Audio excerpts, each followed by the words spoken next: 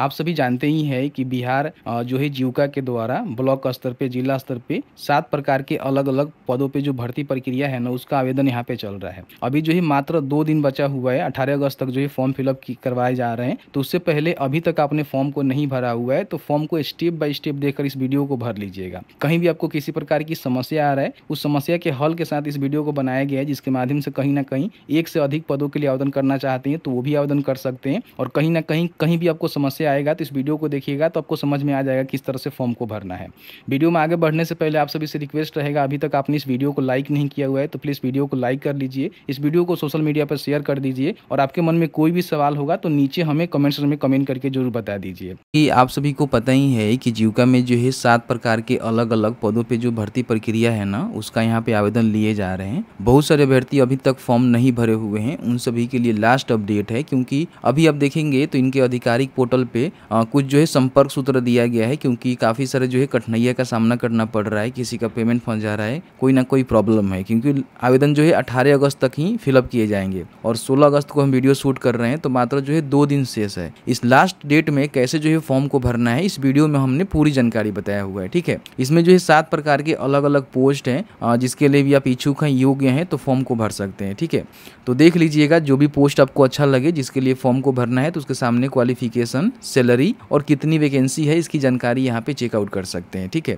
भर्ती आपकी जो है पूरी तरह से संविदा के आधार पर होने वाली है, सरकारी नौकरी नहीं है, लेकिन 60 सालों तक आप काम करेंगे, ठीक है। फॉर्म भरने के लिए आपको जो है शिक्षाबिंदु.com सर्च करना है। फर्स्ट में शिक्षाबिंदु.com का जो ऑफिशियल वेबसाइट है देखने को मिलेगा, ओपन कर लीजिएगा। यहाँ पे आने के बाद लेटेस्ट जॉब्स में आपको देखने को मिलेगा, बहुत सारी भर्तियां यहाँ पे चल रही होती है, ठीक है। तो यहाँ से आप क्या करेंगे कि देख लेंगे, अगर जीविका की वैकेंसी यहाँ पे देखने को नहीं मिल रहा है तो आपको यहाँ पे सर्च करना पड़ेगा, या फिर हमने डिस्क्रिप्शन बॉक्स में लिंक दिया हुआ है जिसके माध्यम से बड़ी आसानी से सर्च करके या फिर वहाँ से क्लिक करके आ सकते हैं। तो ये वाला जो है पोस्ट आपको देखने को मिलेगा, जिसमें 27 से 47 पदों पर जो भर्ती प्रक्रिया है ना वो चलाई जा रही है, जिसमें 7 प्रकार के अलग अलग पोस्ट है।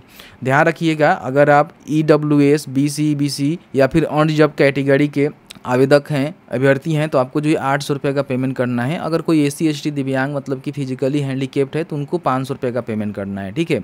कौन से पदों पे कितनी भर्ती है, क्वालिफिकेशन क्या है, उम्र सीमा एक बार समझ लीजिएगा, कम से कम जो 18 वर्ष होनी चाहिए 1 जुलाई 2025 तक। सामान्य पुरुष के लिए 37 वर्ष, महिला UR, BC और EBC के लिए 40 वर्ष और SC ST BC के लिए 42 वर्ष यहाँ पे उम्र सीमा रहेगा, तो आप यहाँ पे फॉर्म को भर सकते हैं, ठीक है। बाकी इसमें जो है कंप्यूटर बेस्ड आपका टेस्ट होने वाला है, जिसके माध्यम से आपकी सिलेक्शन होने वाली है, तो उसके लिए हम अलग से वीडियो ला देंगे। नोटिफिकेशन को डाउनलोड करके यहाँ से पढ़ सकते हैं। अप्लाई करना है तो इस पर आपको क्लिक करना है। यहाँ पे आने के बाद फॉर्म भरने के लिए यहाँ पे देखेंगे click here for user registration का बटन आपको देखने को मिलेगा, इस पर आपको क्लिक कर देना है। यहाँ पे अपना जो भी मैट्रिक का सर्टिफिकेट है उस पर नेम मेंशन है ना, उसके हिसाब से आपको नेम लिखना है कि आपका जो फर्स्ट नेम है वो क्या है, मिडिल नेम क्या है और यहाँ पे लास्ट नेम क्या है। तो जैसे कि मान लीजिए आपका नाम रमेश कुमार पंडित है तो यहाँ पे रमेश कुमार पंडित, अगर रमेश पंडित है तो यहाँ पे रमेश और लास्ट में पंडित, इस तरह से आपको टाइप करना है। अगर आपने मैट्रिक के बाद कभी भी नाम चेंज किया हुआ है तो यहाँ पे यस करके बता सकते हैं कि आपने जो है क्या नेम चेंज किया हुआ है, उसके लिए आपको प्रूफ देना होगा, गैजेट नोटिफिकेशन। नहीं किया हुआ है तो नो कर देंगे। यहाँ पे जो भी डेट ऑफ बर्थ है कैलेंडर के माध्यम से आपको चूज करना है, जैसे कि सबसे पहले ईयर का सिलेक्शन यहाँ से करेंगे, फिर अपना जो मंथ है ना उसका सिलेक्शन यहाँ से करेंगे और फिर डे का करेंगे। ऑटोमेटिकली आपका जो उम्र है ना यहाँ पे देख लिया जाएगा कि आप जो है कितने साल के हो रहे हैं, ठीक है।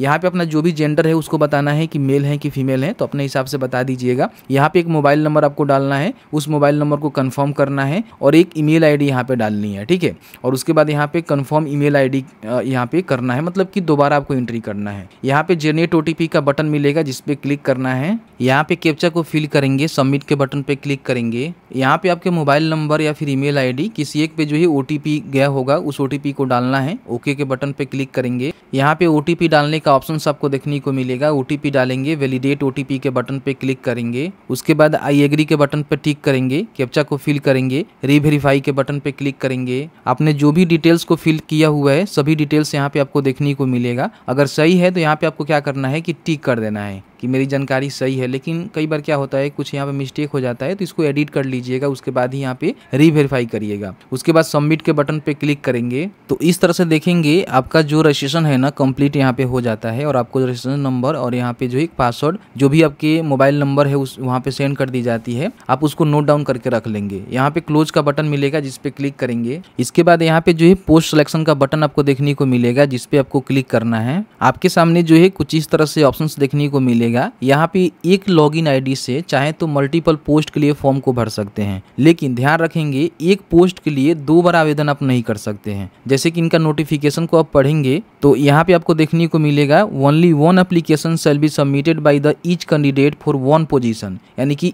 1 पोजीशन के लिए आपको जो है एक फॉर्म भरना है। लेकिन अगर मान लीजिए आप अलग अलग पोस्ट के लिए आवेदन करना चाहते हैं तो कर सकते हैं, लेकिन 1 पोजीशन के लिए अगर आप 2 बार पोस्ट के लिए जो है अप्लाई कर देते हैं, मतलब कि एक पोस्ट के लिए 2 बार आवेदन कर देते हैं, तो आपका जो लास्ट एप्लीकेशन है ना वही यहाँ पे करेक्ट माना जाएगा। समझ रहे हैं ना?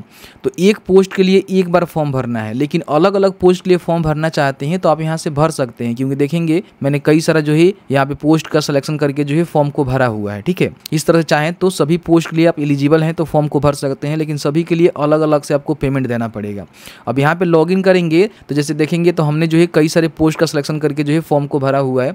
आप भी चाहें तो अलग अलग पोस्ट के लिए आवेदन कर सकते हैं, क्योंकि एक पोस्ट के लिए 2 बार आवेदन नहीं कर सकते हैं, लेकिन अलग अलग पोस्ट के लिए एक कैंडिडेट अलग अलग आवेदन कर सकता है, जिसके लिए अलग अलग एप्लीकेशन फी उसको देना पड़ेगा। अब यहाँ पे देखेंगे click here to apply for post. मान लीजिए इसके अलावा दूसरे किसी पोस्ट के लिए अप्लाई करना चाहते हैं तो यहाँ पे क्लिक करेंगे तो आपके सामने जो है कुछ इस तरह से इंटरफेस आपको देखने को मिलेगा। यहाँ पे सारे स्टेप को कंप्लीट करके आपको फॉर्म को भरना है, जिसमें सबसे पहले जो पर्सनल डिटेल्स है ना इसको फिल करना है।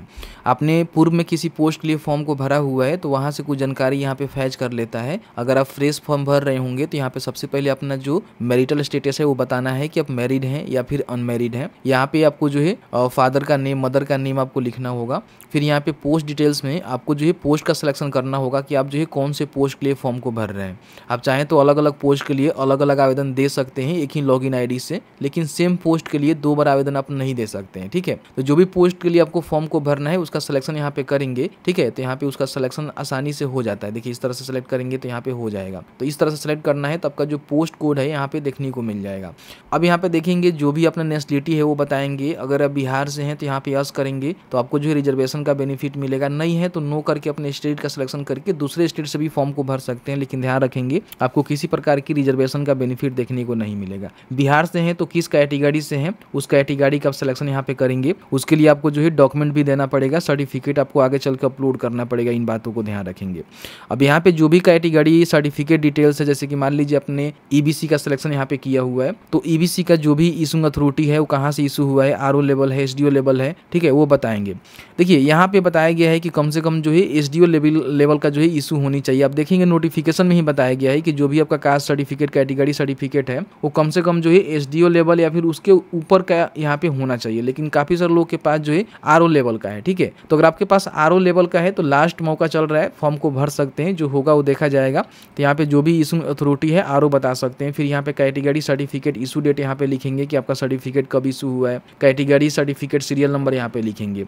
फिर यहाँ बिहार से हैं तो डोमिसाइल सर्टिफिकेट यानी कि निवास सर्टिफिकेट आपको देना होगा, तो कहाँ से इशू हुआ है। अगर ये आरओ से भी हुआ है, अंचल से भी हुआ है तो हो जाएगा, इसमें एसडीओ की रिक्वायर्ड नहीं है। डोमिसाइल सर्टिफिकेट इशू डेट और डोमिसाइल सर्टिफिकेट सीरियल नंबर यहाँ पे आपको मेंशन करना है। यहाँ पे जो है कोई एक अपना आइडेंटिफिकेशन जो मार्क्स होता है, पहचान चिन्ह होता है, वो लिखना है। आपके चेहरे पे कट का, तिल का निशान कुछ भी हो सकता है, बता सकते हैं। इसमें से कोई एक डॉक्यूमेंट का जो है सिलेक्शन करके आपको उसकी जानकारी देना होगा, जिसमें पैन कार्ड है, ड्राइविंग लाइसेंस है, वोटर आईडी कार्ड है या फिर पासपोर्ट है। तो आपके पास जो भी डॉक्यूमेंट है उसको यस करेंगे और उसका जो भी नंबर है और उस पर जो भी आपका नेम है यहाँ पे आपको मेंशन करना है। फिर आपको यहाँ पे टिक करना है और टिक करने के बाद यहाँ पे सेव एंड नेक्स्ट के बटन पे क्लिक करना है। यहाँ पे अपना जो भी एडिशनल डिटेल्स है उसको फिल आउट करना है। अगर आप मान लीजिए विकलांग है 40% से ऊपर तो यहाँ पे आप यस करके उसका बेनिफिट ले सकते हैं। स्क्राइब लेना चाहते हैं तो स्क्राइब का भी बेनिफिट ले सकते हैं, क्योंकि विकलांग व्यक्ति लिखने नहीं, उनको मतलब लिखने में सक्षम नहीं हो पाते हैं तो स्क्राइब ले सकते हैं। ठीक है, अगर आप फ्रीडम फाइटर के आश्रित हैं तो यहाँ पे यस करके उसका जो भी बेनिफिट है भर के ले सकते हैं। नहीं है तो सीधे यहाँ पे नो करेंगे, कोई भी प्रॉब्लम नहीं है, यहाँ पे नो कर देंगे। अगर आप यहाँ पे डिपार्टमेंटल एम्प्लॉई है, जैसे कि मान लीजिए आप गवर्नमेंट या फिर पीएसयू या फिर बैंक के अंतर्गत काम करते हैं, मतलब एक सर्विस में रह चुके हैं, तो आप यहाँ पे यस करके उसका बेनिफिट ले सकते हैं। नहीं तो नो करेंगे। यहाँ पे मान लीजिए अगर आप करेंटली जो है जीविका जीविका के साथ जुड़ के काम कर रहे हैं तो यहाँ पे यस करके उसका बेनिफिट ले सकते हैं, या फिर आप पहले जीविका के साथ काम कर चुके हैं तो यस करके बेनिफिट ले सकते हैं, नहीं तो नो करेंगे। अगर आपने कभी भी जीविका में काम किया हुआ है और किसी प्रकार से आपको जीविका से जो है टर्मिनेट किए गए हैं तो आप बता सकते हैं, नहीं तो यहाँ पे नो करेंगे। ठीक है, उसके बाद सेव एंड नेक्स्ट के बटन पे क्लिक करेंगे। यहाँ पे अपना जो भी प्रेजेंट यानी कि क्रॉसोपेंडेंस एड्रेस है उसको फिल करना है एड्रेस लाइन मोन में, जैसे कि विलेज पोस्ट लिखेंगे, यहाँ पे पुलिस स्टेशन वगैरह वगैरह। कंट्री का सिलेक्शन करेंगे, स्टेट बताएंगे कौन से स्टेट से आते हैं, फिर डिस्ट्रिक्ट बताएंगे और यहाँ पे पिन कोड लिखेंगे। अगर आपका प्रेजेंट और परमानेंट दोनों सेम है तो आप यहाँ पे यस करेंगे तो दोनों सेम हो जाएगा, अलग अलग है तो अलग अलग भरेंगे। फिर यहाँ पे सेव एंड नेक्स्ट के बटन पे क्लिक करेंगे। यहाँ पे अपना जो भी क्वालिफिकेशन का डिटेल्स है उसको फिल आउट करना है, जिसमें सबसे पहले 10वीं का डिटेल्स आपको डालना है कि 10वीं अपने कौन से बोर्ड से पास किया हुआ है। जैसे कि मैंने बिहार बोर्ड से पास किया हुआ है तो यहाँ पे हम लिख देंगे बिहार बोर्ड। इंस्टीट्यूट का नेम या फिर स्कूल का नेम यहाँ पे लिखेंगे। बताएंगे कि आपका जो है परसेंटेज है, सीजीपीए है या फिर ग्रेड ऑफ मार्क्स है। मेरा परसेंटेज है तो यहाँ पे परसेंटेज का सिलेक्शन करेंगे। बताएंगे कितना नंबर आपको मिला हुआ है, टोटल नंबर कितना था, परसेंटेज यहाँ पे ऑटोमेटिकली आ जाएगा। कब आपने पास किया वो बताएंगे, ईयर, और यहाँ पे अपना डिवीजन बताएंगे कि आपने जो है कौन से डिवीजन से यहाँ पे पास किया। उसके बाद यहाँ पे 12वीं की जानकारी आपको भरना है, जिसमें बोर्ड का नेम बताएंगे, इंस्टीट्यूट या फिर स्कूल का नेम बताएंगे, सब्जेक्ट बताएंगे कि आर्ट्स, साइंस या फिर कॉमर्स से आपने पास किया हुआ है। फिर यहाँ पे अपना बताएंगे कि आपका जो है परसेंटेज है, सीजीपीए है, ग्रेड ऑफ मार्क्स है। उसके बाद कितना नंबर आप लाए हैं, कितना नंबर टोटल आपका यहाँ पे एग्जाम हुआ है, परसेंटेज यहाँ पे आ जाएगा, ईयर ऑफ पासिंग आपको बताना है और फिर यहाँ पे डिवीजन आपको बता देना है।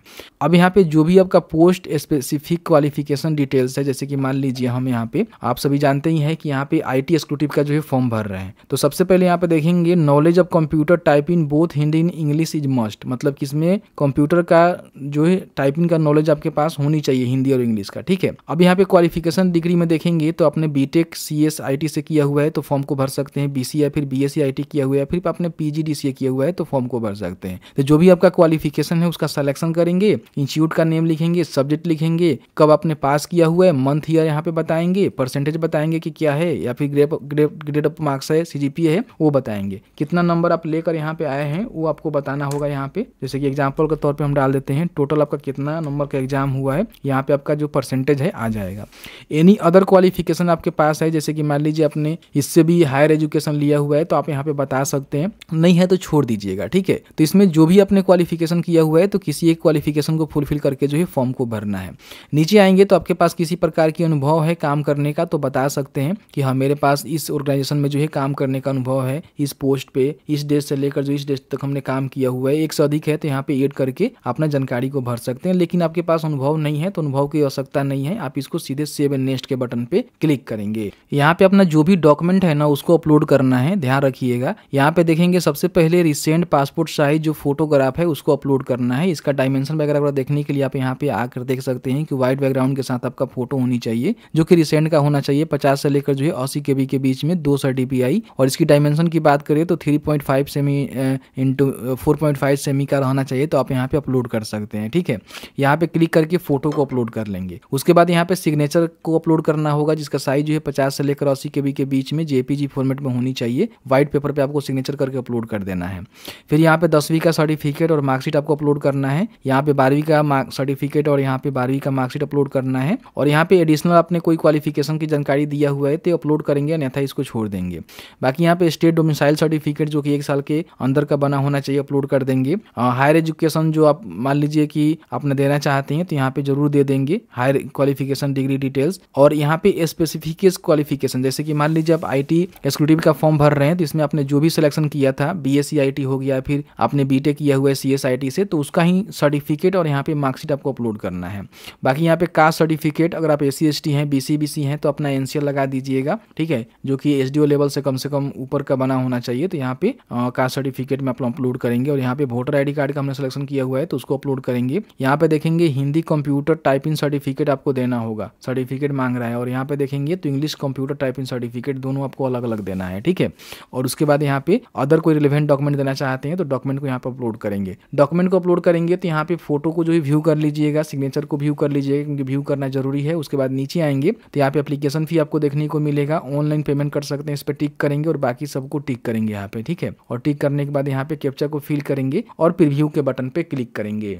तो जैसे ही प्रीव्यू के बटन पर क्लिक करेंगे तो आपके सामने देखेंगे तो प्रीव्यू सेक्शन यहाँ पे खुल के आ जाता है, जिसमें सभी जानकारी को आपको चेक करना है, ठीक है। और आपको यहाँ पे कट का बटन मिलेगा या फिर नीचे ओके का बटन मिलेगा, जिस पे क्लिक करेंगे और कैप्चा को डालकर जो है सबमिट के बटन पर क्लिक करेंगे और उसके बाद लास्ट में यहाँ पे सबमिट के बटन पर क्लिक करेंगे तो यहाँ पे अब आपको पेमेंट करना है, जो कि पेमेंट मोड देखेंगे तो net banking, debit card, credit card, UPI, जिससे भी पेमेंट करना चाहते हैं आप यहाँ पे अपना जो पेमेंट है ना उसको यहाँ पे कंप्लीट करेंगे। तो पेमेंट कंप्लीट करने के बाद अपना जो प्रिंट आउट है निकाल के अपने पास सुरक्षित रख लेना। मैंने जो है पूरी जानकारी बताया किस तरह से जीविका में जो भर्ती निकाली गई है 47 पदों पे, उसके लिए फॉर्म को भरना है। कहीं भी आपको किसी प्रकार की कोई मान लीजिए सवाल आपके मन में बन रहा है या फिर कोई समस्या आ रही है तो हमें जो है कमेंट सेक्शन में कमेंट करके जरूर बताइएगा। कमेंट में ही रिप्लाई करने की कोशिश करेंगे या फिर अलग से वीडियो लाने की कोशिश करेंगे। तो बस आज की इस वीडियो में इतना ही। वीडियो थोड़ा सा अच्छा लगा है तो प्लीज़ वीडियो को लाइक जरूर करेंगे।